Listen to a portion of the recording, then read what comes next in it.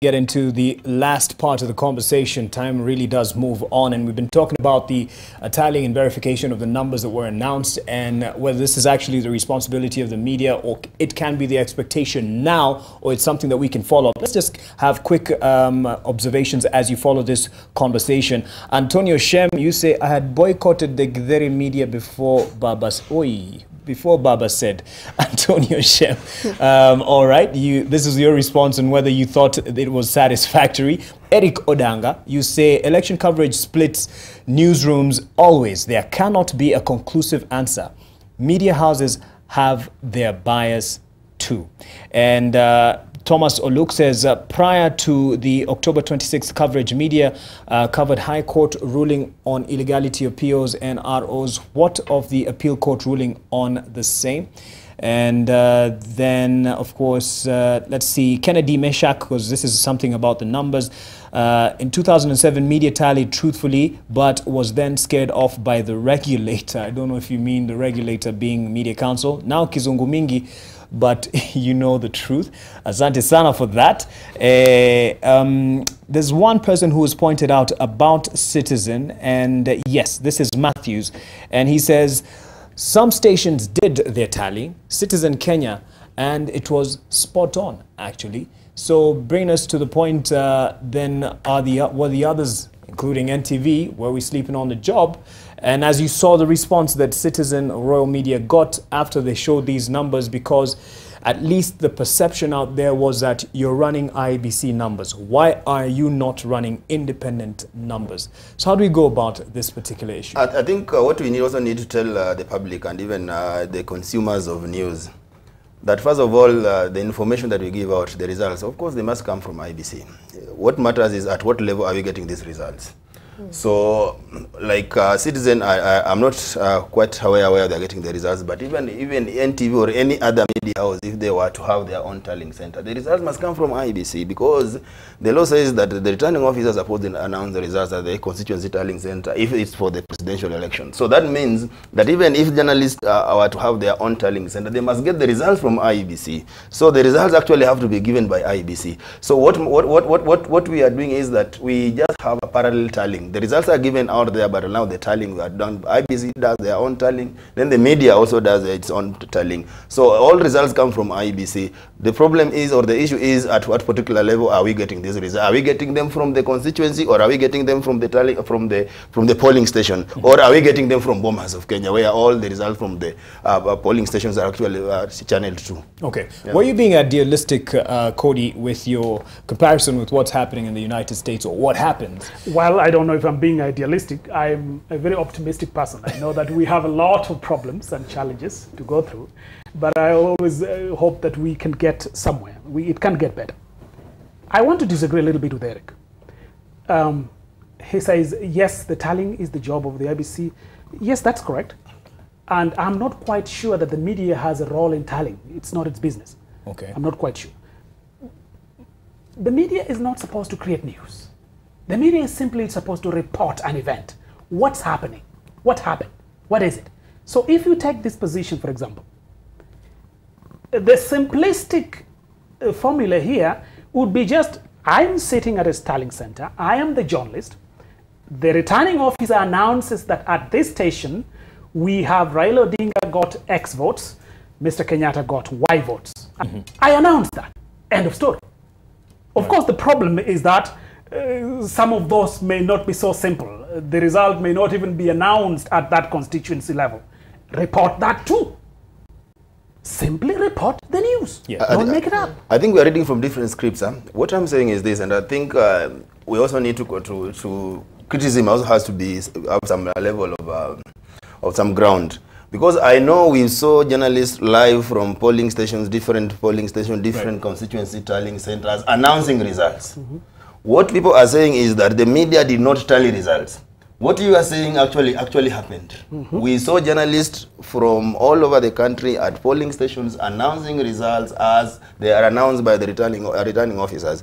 What did happen is that we did not tally them, and actually that's where the accusation is coming. We are being accused of. What we are saying is that media, actually the truth is we do not have capacity to deploy journalists in all the 40 polling stations. That's what we are saying. So 40,000 polling stations. So that we are saying that this time around for the repeat presidential election, what we needed to pool resources so that we can put resources together as various media houses.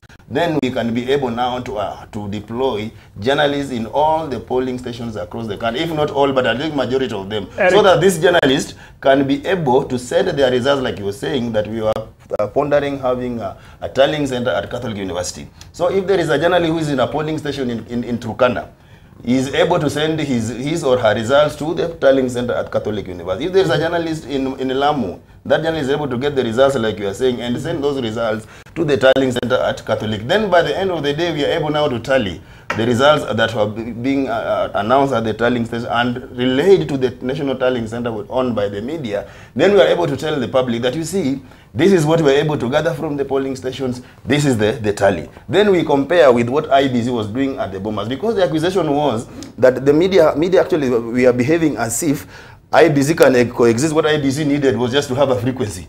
Then they have their own media house. Then we wait for them to announce the results, because we are not giving the public alternative. So that is what we are trying to address. Right. I disagree on a couple of points. Quickly, One, and then we give an opportunity to David and Marceline. Erick says the media does not have 40,000 journalists or so numbers to deploy to the 44,000 constituencies. We have an election only once in 5 years. The question, therefore, is that, is the tallying of this national election not newsworthy enough to plan for? Or are there more interests overriding this? It can't be that the reason is we don't have enough journalists. You just prioritize, is this news enough that can save the country or not? Because I actually do believe that if we told the country live what Vita constituency got, what Karachuonyo constituency got, what every constituency got live, I strongly believe we would have avoided the chaotic situation out after the October 11th. Right. Your point on this, as you address the issue of, or the complication of being able to put heads together, I mean, did competition come in the way of us working together to be able to have this infrastructure? Yes, the rush for scoops, of course, everybody wants to be the first one to break news. But I think we have a bigger problem, and we're trying to deal with the symptoms here. The reason why you want to put a journalist in every polling center is because we cannot trust the IEBC to give us the right numbers. That is the reason. So unless you address that, because you may have a journalist at every polling center, he's not going to count how many people registered and how many people voted, how many people identified and all that. It's a much bigger problem. Unless we identify the systemic problems with our elections, we will keep here shadowboxing and blaming the media and all that. Exactly. We can't afford it. You know, the media cannot verify. Then you'll say, okay, you reported the numbers, but you do not verify whether the ID was genuine, or you do not verify whether the KIMS was manufactured. So we have a bigger problem that we need to fix as a country, because the media has a duty to fix. My problem with the media is that the inability to question that we expected this to happen, it has not happened. So the media should now question what is the electoral process at any polling station or constituency tallying center. Now the media should now question that. We have complained before about we became too much of the conveyor belt journalists. They have said, so we report. Nobody questions that. Okay, you said 216 people, yes. We suspect we saw 40 people in this polling center, so we cannot be, and all that. So we have, like you have cases of KIMS kit only identifying 30 people in a polling station. That is, you know, a failure rate of 70%. Question that. Don't just report what they said. Question that. So we've gotten a level where we have, I blame the professors here. We have people who don't ask questions. There's zero critical thinking. You just, nobody questions how possible is it that we have 70% failure rate in a technology you put in billions. You just report they have said, and therefore have a good night, we have reported. That ability to question. Right. But number two is that I think we need to, as a media, we need to find a way of coming together to discuss and collaborate more. That is the reason why even when the journalists attempted to walk out of the presser, you want to walk out, but other people want to go in, then you realize these guys are going to get a scoop which you will miss, so you go back in. That is if we do this joint tallying, then we will not get a scoop, therefore we will separate and try to, we have a bigger network than the rival station and all that. So we have to agree at what point we have to collaborate, because this is a necessary competition. Of course, they have very little resources. We have the population is not rising as fast as the number of TV and radio stations, so we have to fight over the few numbers and all that. But unless you agree when to collaborate and when to compete, we will never get anywhere. Everybody will easily isolate and fight the media. Something else that was contentious, Marceline, was the issue of the turnout. And as we show some of the pictures there on the various areas of the voting exercise, and people said you showed the lines being, you know, the dismal participation, at least in many parts of the country, yet we hear the turnout was such and such by the IEBC. Was this an opportunity for us, and could we claim from what we're showing live this to be the absolute of turnout numbers?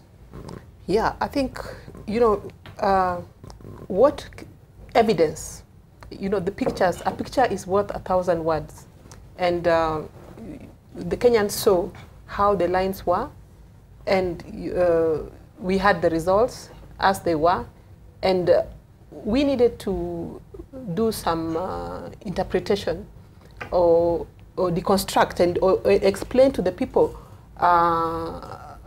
if a journalist had an opportunity to stay in a polling station. I think next time we need a journalist to stay there in some polling station for the whole day. And that's what they do. That's what they do. But then, from the early morning till when they close. Were we able to tell that here in this polling station, I can approximate, you could approximate, these are the number of people who showed up, and this polling station announced this number of people. And that's what I'm talking about in terms of verifiability. And just to go back to this point, if there is a willingness and commitment, yes, this joint tallying can be done. But I think for the reasons that we have talked about here, we don't have that much well, seem to agree on the presidential debate. But Mark, to that point, I don't think we should blame the media on this one, because if the journalists were able to take pictures from the polling stations and relay them and send them out there to the public to see, then in the evening, Chebukati says that, oh, you know, suddenly that 2 million voters just turned up and voted between 4 and 5. Then what else do you want the media to do? We have already told you that these are the lines there. Then Chebukati has told you that. So it's upon you now to see who is not giving the correct picture. Right. Because I think the media has done its work. We've gone there, we brought the pictures, we've told you that these were the queues at the polling stations.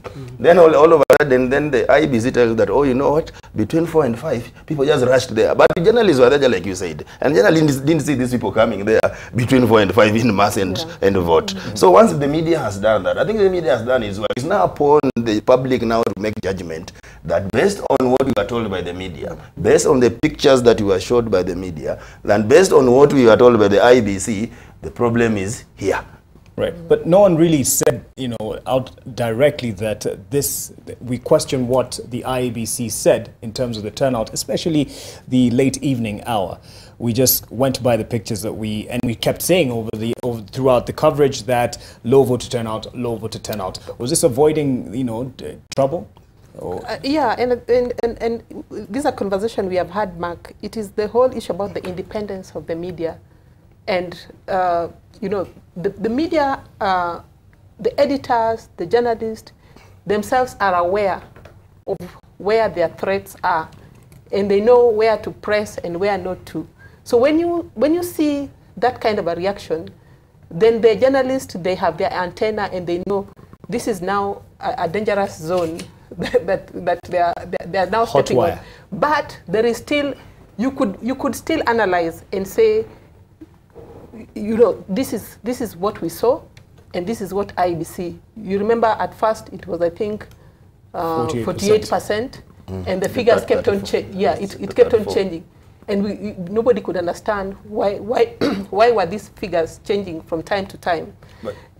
But Mark, just to add to that, I think there is why also we are not getting it right, but because we are coming up with this blanket condemnation that the journalists or the media, how they not do this.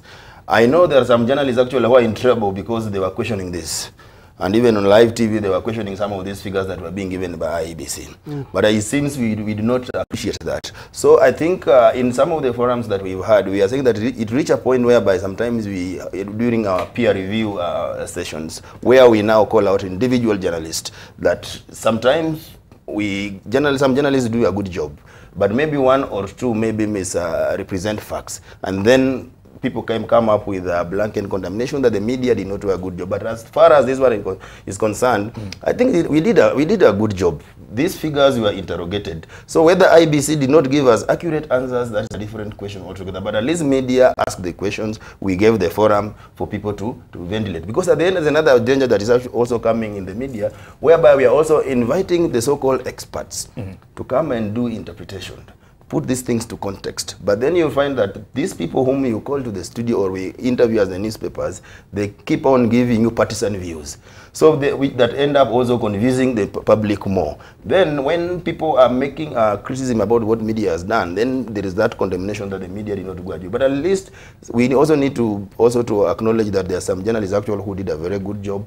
They presented facts, they interrogated, they took Chibukati to task to explain some of these figures that that were being displayed. Right. And I think, Mark, I also want to agree. I have also reported elections, and we need to acknowledge that the hard work that journalists put in during the time of election. Right. You see now, when we have a lot of this blanket condemnation that journalists have not done a good job, it is not fair, and it can discourage, because it's a time that journalists, they sleep little, and there is also a lot of preparation that has gone on into covering the elections. So if you look at the context within which the journalists were operating, I would say they tried. Yes. Yeah. If they could be given more support, more resources, and more space, they would do a better job. All right. Let's get to another point, and I do respect those who are on the field. It's easy to sit here with my shiny head and analyze issues. Yeah. But those who are doing the hard work on the ground and following the protests, perhaps in areas that are protests and riots, and they come in direct line with the crossfires, and that's another issue I'd want us to talk about. And just show the pictures there from Kisumu. Some accusations here that there's a stereotyping of areas. You could say Kisumu, Kibera. In fact, before certain announcements would send a team, go to Kibera, go to Mathare, go to Kisumu, expect certain outcomes and responses from those people living there. And there are those, I don't know if it's been reported to the Media Council, they choreograph, and even international media houses, they choreograph certain scenes. They want to get the most dramatic of scenes, so they would want even to somewhat set the scene, and it's not necessarily what's happening live, but they would just encourage people to do something that would give a good picture. Yes, we actually have a specific case about an international media house in Kibera. Go down, put the cameras up, there's always a ready crowd. Then they pretend that there is a crowd, there is a conflict and all that. We have such a case where this is choreographed. I think also in some parts of Kisumu, Kodi has come from Kisumu, and they know that when there is media around, they choreograph something, and then when there is no attention in the media, all that goes down. So we have a lot of really acted scenes. So again, the media. What do you do as Media Council, especially for those the international media house that you can name them? I mean, this is something that you are dealing with. I will not name them because I do not have a specific. I do not have the facts. I have a complaint. I have a formal written complaint. Okay. About a specific international media house, which would send a crew there and then ask the people to do that. We are able to cancel the accreditation from working with the specific journalists, and then we right now to have the whole issue about giving them frequency to operate is entirely another level. But we are able to deal with individual journalists, cancel their accreditation, and after that we communicate with the right government agency to have them either deported and all that. Remember, I think we have had cases of a few journalists who have been taken to court. I know that we had 2 letters written by the minister to 2 international media houses about misrepresentation of facts. And the normal stereotyping we have, you know that there are going to be elections or the results are going to be announced, and you send a crew down to Kondele in Kisumu and Kibera and some other place, and when there is no demonstration, you say there is no news and all that. So the international media has then tried to choreograph that. It's very complex. We really have a systemic But haven't problem. we attuned them to that? Perhaps someone would But, say. but we also send the police there. We also send riot police to specific places and not elsewhere. So it's really, as I said before, it's a systemic problem. The media alone cannot solve it. But we have the people know that they are supposed to demonstrate at certain times. Actually, it is not even. Actually, it now become even dangerous because not only maybe specific journalists or international media actually who do this. We've also received complaints that actually even security officers, actually now in civilian, actually they also do that to the extent that they even take pictures of the ringleaders and the leaders of these demonstrations, so that after the demonstration they now start hunting them down so that they can arrest them. So actually it's a big problem that even police officers now in civilian clothes are carrying cameras and going to these demonstrations as journalists, but with the aim of taking the pictures of the leaders of these demonstrations. So then after that, then they're able to track them, because actually there's a case that actually been also reported to us at Kisumu by the journalists there, that is how these police officers are able now to actually carry out crackdown, especially in Kondele, because of the pictures that were taken by police officers in civilian, and also maybe with the help of other journalists. So it's becoming a very serious issue that also need to be addressed. Okay, and we're running out of time here, but I want you at least to speak to the issue of stereotyping, because throughout the coverage, some would ask, why are you just showing me Kisumu, Kibera, Mathare? What's happening in the other parts of the country? Yeah, and I think that was a big concern that, and I could see many commentators even commenting that there is profiling, and you'd find that maybe something is announced, and immediately the first places that media houses would go are particular places. And I think this goes to reinforce certain narratives and certain scripts. And some of these temptations are what we need to resist as we begin to change the narratives around ethnic issues. When we want to change the narrative on ethnic mobilization and ethnic profiling and stereotyping, and begin to just cover the elections, why don't you just go and show elsewhere, and maybe, for lack of a better word, downplay, because we fall into a certain script, we've become victims of a certain script, and we fulfill a certain narrative, and we keep on perpetuating it. But then something that happened in the first round, at least, is that when there were videos going around of certain areas that had trouble, at least they're saying there was heavy deployment of police and they were attacking the residents in certain areas of the country, and it wasn't being shown by mainstream media, then we're blamed for either dumbing it down and making it look like everything is okay while there's some atrocities going on. Thank you for saying that, Mark. I can speak on this authoritatively. The fresh presidential election, the night before the 25th, I slept in Kondele, Kisumu. I wanted to feel what actually goes on in Kondele. I talked to people of Kondele. I woke up in the morning to see what happens in Kondele. And I have an interesting picture out of Kondele. Of course, Kondele is known as the temperature of Kisumu. When you feel something is heating in Kondele, then the entire town prepares for how to handle themselves. And there is what I found out. First, I asked the people, guys, in this town, don't you guys go to work? Don't you come home? If you're rioting all day, when do people work? Are people safe here? You got kids that come to school, mothers going to work? And I had an interesting answer. They say, hey, no, we have organized chaos here. We organize this properly. Organized chaos. In the morning, if we are demonstrating, we do this in an orderly manner. In the morning, we allow the people to go to work. We also do one or two things. Then at about 8 o'clock, if we are really demonstrating, then we light the first march or block the first road. We know when the police will come. They don't come too early. They're also doing their stuff. They'll come around 10 o'clock. So they know how this goes on. But there is that stereotype, yes, that Kondele is the hotbed in Kisumu, and we measure how things are going. While I was in Kondele, you would not hear gunshots in the other parts of the city that are considered high-end, like Milimani. While I was at radio stations in Tomboya Estate, you would hear gunshots in Obunga, which is behind Dala FM, for example. Obunga, Kondele, the radio stations are in the middle, and those two estates are considered hotbed, and that is where you would hear gunshots, and you wonder why. So yes, there is a sense of stereotyping that in these quarters is where you will find troublemakers, but they also pride themselves very much in what they do. They stand up. All right, that's your observation. They feel left out. That's okay. Yeah. And a few seconds for each, and it's heading to the Supreme Court, at least by the petitions that have been filed today. Several of them. In fact, there's still 30 more minutes deadline, but Enoch Sikole tells me there's not much action from there to report. What do we want to see different in terms of the reportage from the Supreme Court?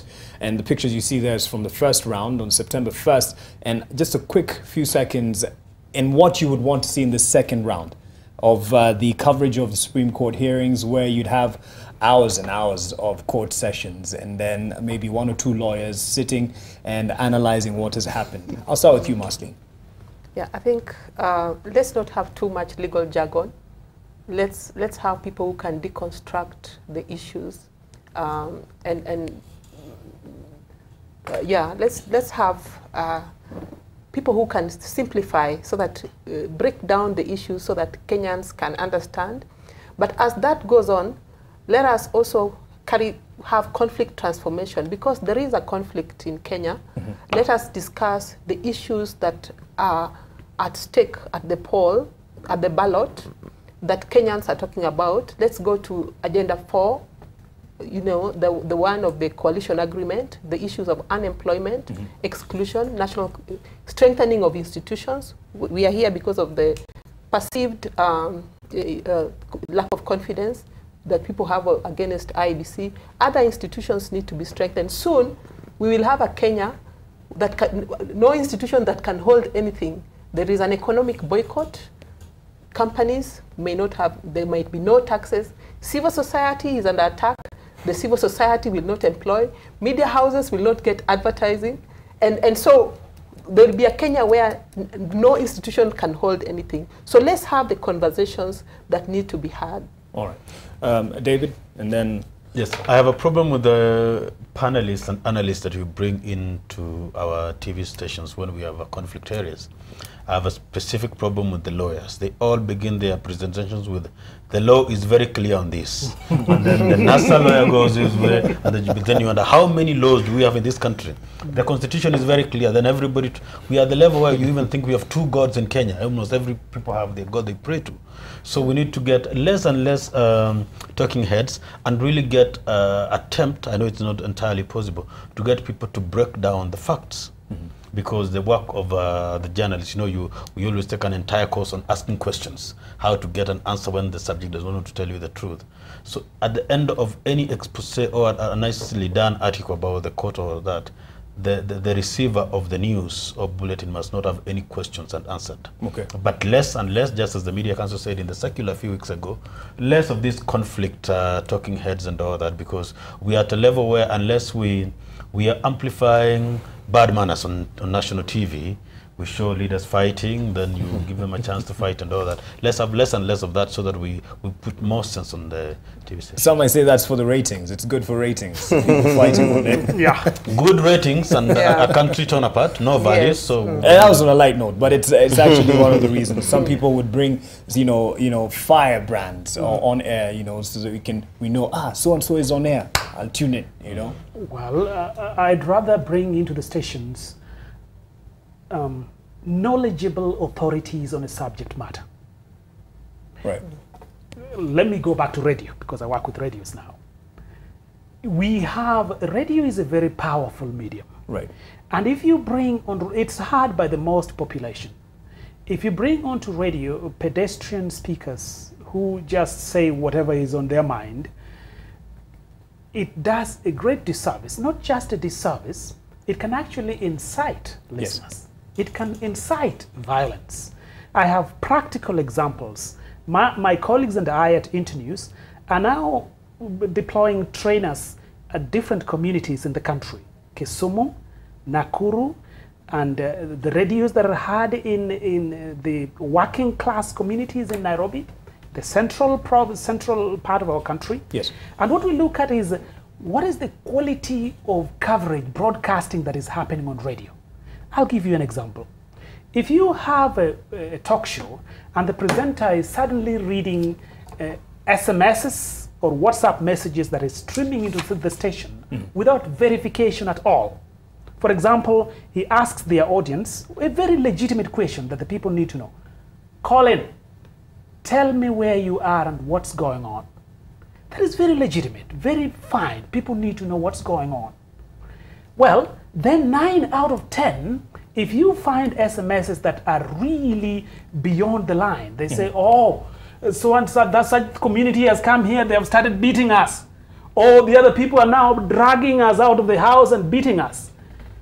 That is information that could instantly spark retaliatory attacks without your intending it. So we're working with these communities, for example, to say, listen, if you bring people to the microphone, they should be knowledgeable about what they do. Okay, let me hold you on that point because then Eric has to wind up and my director is on my neck here to wind up this program. What's the commitment from KUJ moving forward, especially now we're going to the Supreme Court side of things, petitions and what have you? Yeah, I think after the petition, the first petition, I think we had a lot of consultations with journalists and other stakeholders, and we agreed that the accusations were about things that we did not do.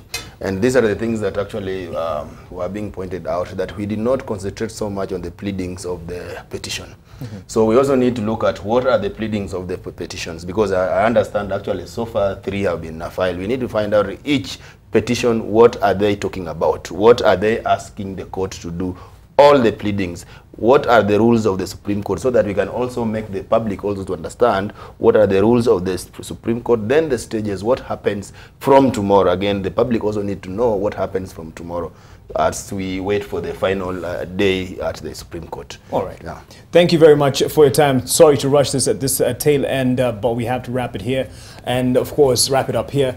And of course, I'd have to blow our own trumpet. We have a very good team that would interpret the issues moving forward in terms of the petitions. Ken Mijungu, he's the one legal brain we have here, one of the legal brains we have here in the newsroom. And I'm sure the rest of the teams around the country will do a great job. The remote is in your hands, so you choose who to watch. My name is Mark Masai. Thank you for giving us time. And thank you, Eric. Thank you, Marceline. Thank you, David. And thank you, Kodi, for your views and, of course, your time here on Press Pass.